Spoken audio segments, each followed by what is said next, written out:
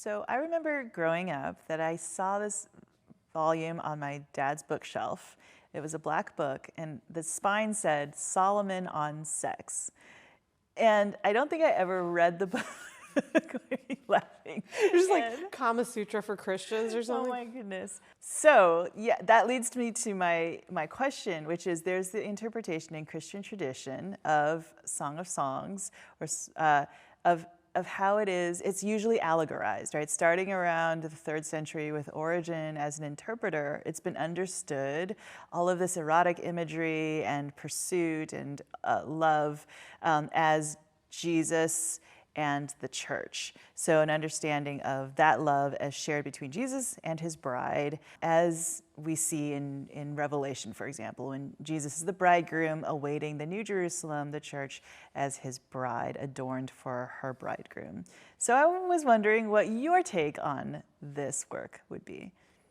Well, you know, the rabbinic interpretation is not too far, right? So it's similarly stripped of its character as erotic poetry, which is what it is. And if you read parallels in ancient Near Eastern, particularly Egyptian poetry, and even more sort of contemporary Arabic poetry, this is erotic poetry. Yeah. But, you know, a kind of both Jewish and Christian reception of these texts that strip it, no pun intended, of its erotic nature to talk about, you know, its function as its allegorical function of Israel and God, you know, or Jesus and the church. It's interesting because I think I have a little bit of a different take on it.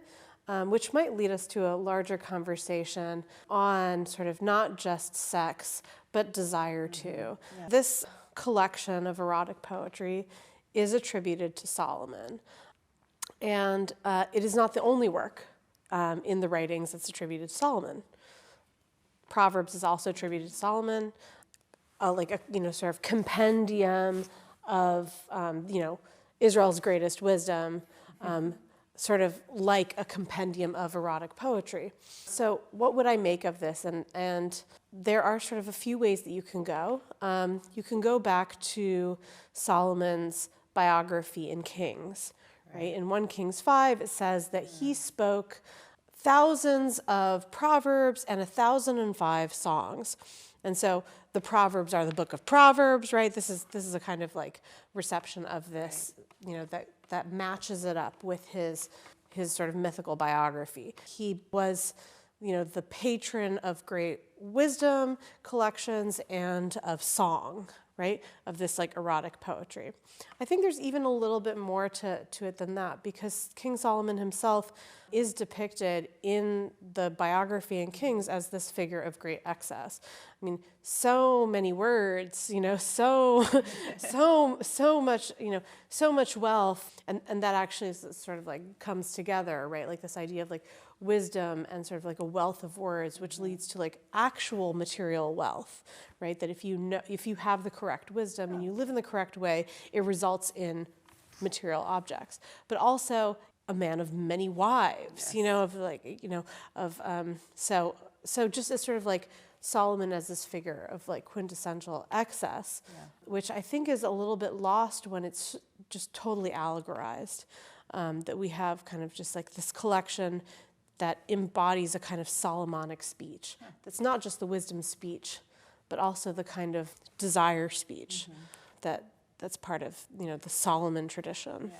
Are there, I don't know how much this has been done, but trying to locate who are the players within this particular poem based on what we have of biographical material in Kings? Oh, I mean, can we locate this woman who is, you know, rejected by her sisters and called dark, et cetera, et cetera? I mean, I try to stay away from those kinds of things. Yes. I mean, I think that these are the kinds of questions that really, that people love to ask. Yes. Because everyone's interested in court intrigue.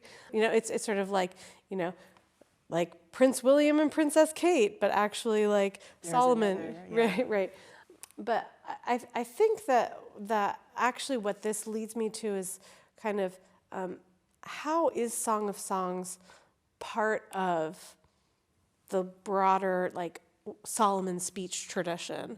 Because if Solomon is this figure of great wisdom, and the other sort of Solomonic work within the Hebrew Bible is usually identified as Ecclesiastes. Because even though Solomon isn't named, it says that, this is this guy named Kohelet, right, who is a son of David, king in Jerusalem, and that really is sort of begging for an interpretation that reads the speaker as Solomon. So what does Song of Songs have to do with this? And I think this brings us back to the question of using the idea of desire and choice as a way of a sort of like a mechanism of in honing one's cognitive abilities, one's intellect. And so I want to actually read from a passage in the Book of Proverbs, because we talked a little bit about the Proverbs 31 woman. Right. I want to talk about the Proverbs 7 woman, because she is not like the Proverbs 31 woman. So it starts like, many of these instructions do, is a father speaking to a son. And the way instruction works in these sort of literary cultures is that the father speaks wisdom, and the son just silently sort of absorbs it and stores it up. These words are like understood almost like materially, like objects. They're even described as like having magical properties, like amulets that will protect you, bind it around your neck, bind it around your fingers. These words have a kind of like a protective value for you. So, my son, heed my words and store up my commandments with you. Keep my commandments and live, my teaching as the apple of your eye. Bind them on your fingers. Write them on the tablet of your mind. Say to wisdom, like Lady Wisdom or, Ms., if you want to be politically correct, you are my sister, and call understanding a kinswoman. She will guard you from a forbidden woman, from an alien woman whose talk is smooth. So already here we see that the father is guiding the son towards certain kinds of choices and desire. You want to call understanding or wisdom a kinswoman, a sister, someone who's very close to you, someone who belongs in your family, right? And this is not sort of like the incestuous relationship, like incestuous desire, but really this idea that which is familiar, that which belongs in your family is safe, right? That which is outside of your family is potentially dangerous.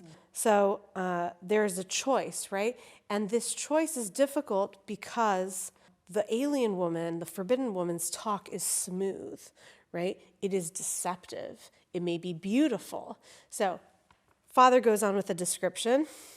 And now he's speaking as someone who, sort of telling a story. From the window of my house, through my lattice, I looked out, and I saw among the simple, I noticed among the youths, a lad devoid of sense. He was crossing the street near her corner, walking toward her house in the dusk of evening, in the dark hours of night. So this guy, is not the kind of guy that you should emulate, right? Like, this is the father telling the son, let me tell you a story of a guy who doesn't have any sense and the kind of choices he made. And then we can evaluate those choices, right? A woman comes towards him, dressed like a harlot with a set purpose. She is bustling and restive. She is never at home. Now in the street, now in the square. She lurks at every corner. She lays hold of him and kisses him. Brazenly she says to him, that happened pretty quickly, right? I feel like that happened really quickly. You're just walking along. You're just walking, and then she lays hold of him and kisses him. It's like, wow, that happened really fast, right? Brazenly she says to him, I had to make a sacrifice of well-being. Today I fulfilled my vows. So what does this mean, right? I had to make a sacrifice of well-being. Today I fulfilled my vows. This means she had to go to visit the temple, right? She had to make good on a vow that she made. So she has a lot of meat lying around. She's gone to the temple. Yeah, she's had to make good on her vow. So she's got a lot of stuff to barbecue, right? I've got some steaks in the fridge, right? Therefore I have come out to you, seeking you, and have found you. I have decked my couch with covers of dyed Egyptian linen. I've sprinkled my bed with myrrh, aloes, and cinnamon.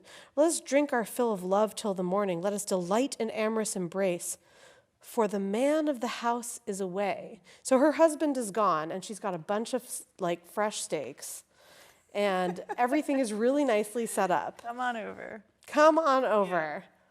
Like this is just like every single facet of desire, right? Being in the lap of luxury, amorous desire, food, right? Like, for the man of the house is away. He's off on a distant journey. He took his bag of money with him and will return only at mid-month. He's gassed up the car.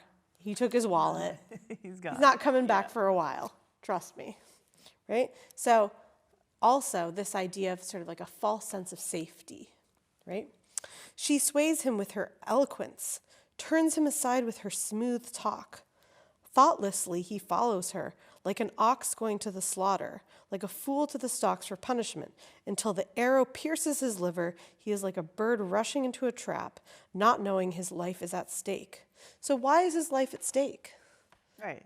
Not steak, like the steak they're going to make on the barbecue when he comes over. Right, that's definitely at stake. But right, just because you go over to somebody's house and commit adultery because her husband is gone doesn't mean you're going to die.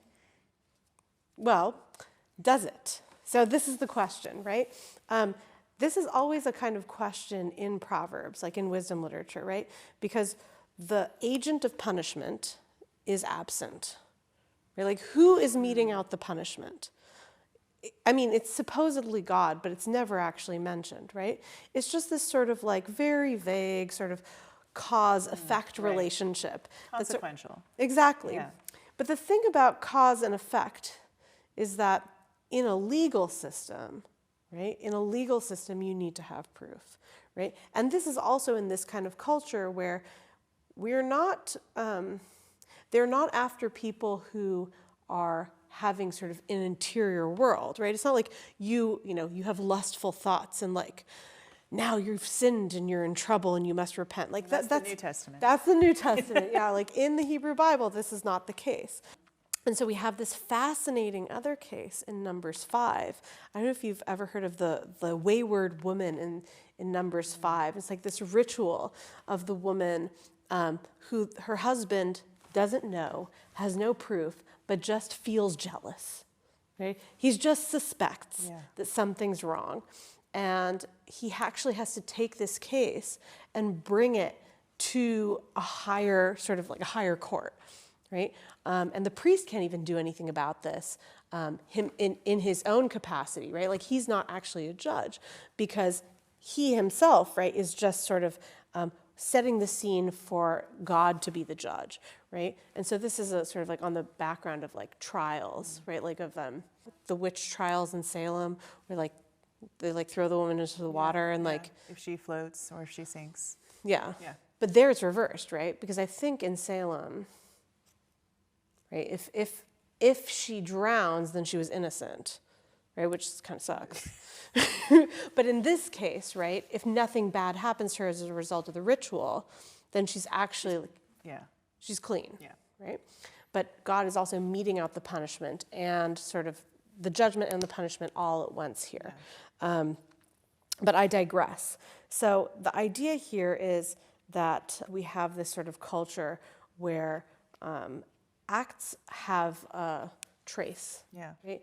And if it's a kind of act that doesn't have a trace, well, then a higher level will have to determine the external trace of this thing. And this reminds me of the Sermon on the Mount, and Jesus gives this discourse in Matthew chapter 5, and he has these antitheses set up where he says, you have heard it said, right? And this is drawing from the law. If you commit adultery, right, you will be liable to judgment. But I say to you, if you have lust, or if you look at a woman with lust in your heart, right? And so it's interesting how we might interpret that differently, given what you've just said.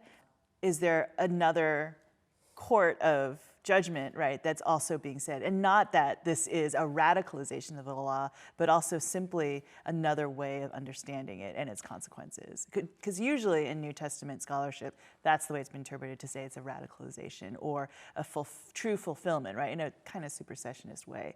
But to see it then in the way you've described as consequential, either in having that be found out or in another level, another understanding of judgment.